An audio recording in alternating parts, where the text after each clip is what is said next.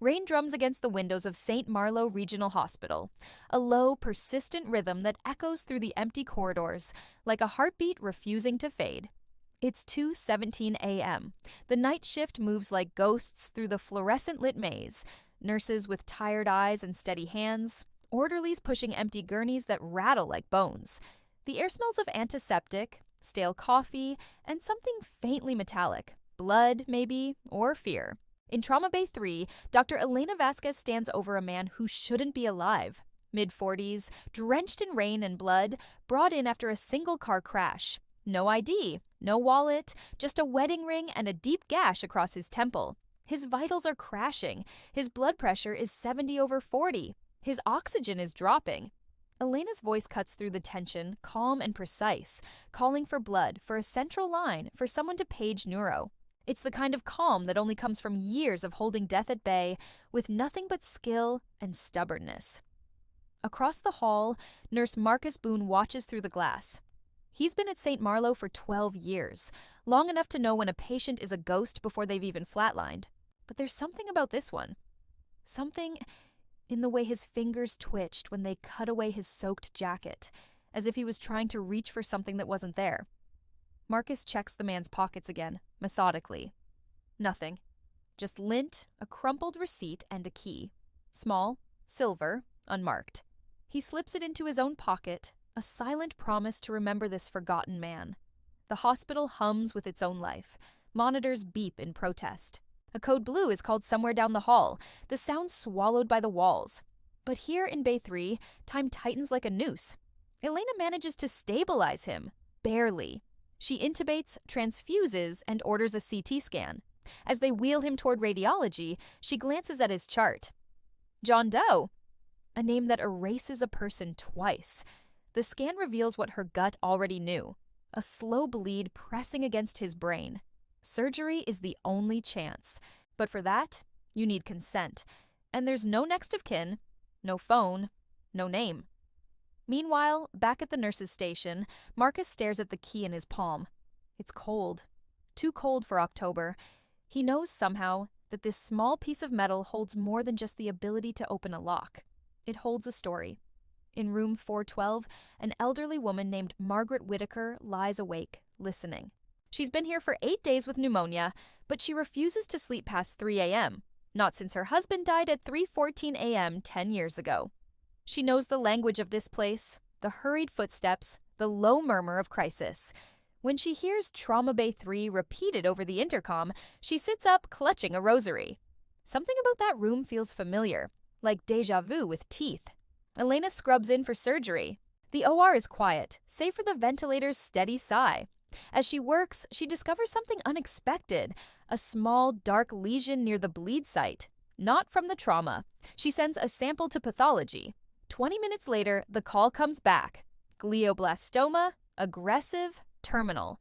This man was already dying before the crash. Maybe that's why he swerved. Maybe he knew. Outside, the rain stops. The sudden silence is louder than the storm. Marcus, restless, walks the halls. He stops by the lost and found, flipping through the logbook. Nothing. Then he sees it. 3 days ago, a woman reported her husband missing. Name: Daniel Reyes. Last seen wearing a navy jacket, driving a black sedan. Marcus's blood runs cold. The vehicle description matches. The jacket color matches. He sprints to the ICU. Daniel Reyes is now on a ventilator, his face pale under the harsh lights. Marcus pulls up the chart. Wife's name: Lila Reyes. A phone number. He hesitates for only a second before dialing. Lila answers on the first ring, her voice raw. Hello?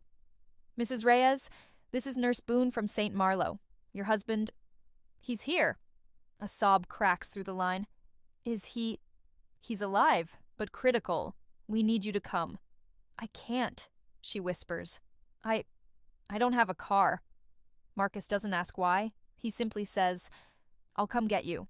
He drives through the wet, dark streets to a small duplex on the edge of town. Leela opens the door, trembling, clutching a worn photo of her husband smiling on a beach.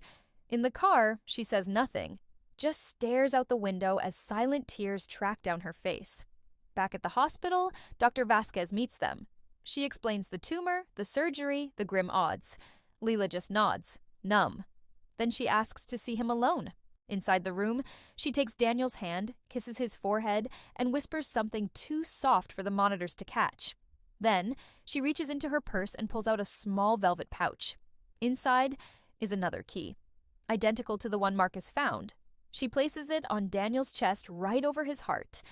Later, Marcus finds Elena in an on-call room, slumped in a chair, exhausted. He tells her about the keys, about Lila's silence when he asked why she couldn't drive, about the look in her eyes. Not just love, but something heavier. Regret. Guilt. Elena opens her eyes. The crash report mentioned a possible medical event at the wheel, she says quietly. Given his diagnosis, it's likely his condition caused the accident.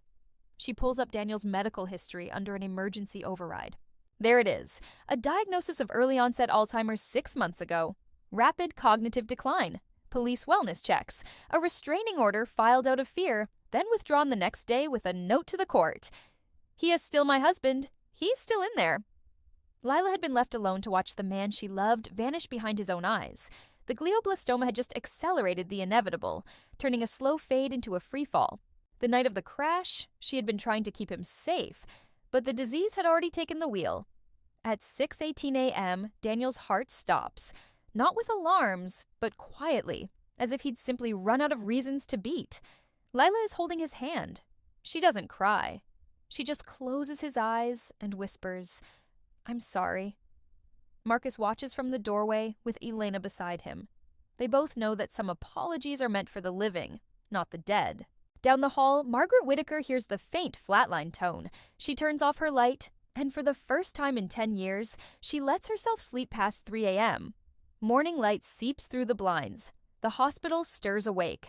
Life continues. Secrets remain. Some are buried in charts, some in pockets, and some in the quiet spaces between heartbeats. And somewhere, 2 identical keys lie on a stainless steel tray in the morgue, waiting to be claimed or forgotten. Thank you for joining me on this journey. It's a reminder that behind every patient, there's a story we may never fully know. If you found this story moving, please consider liking and subscribing for more content that looks beyond the surface. Take care.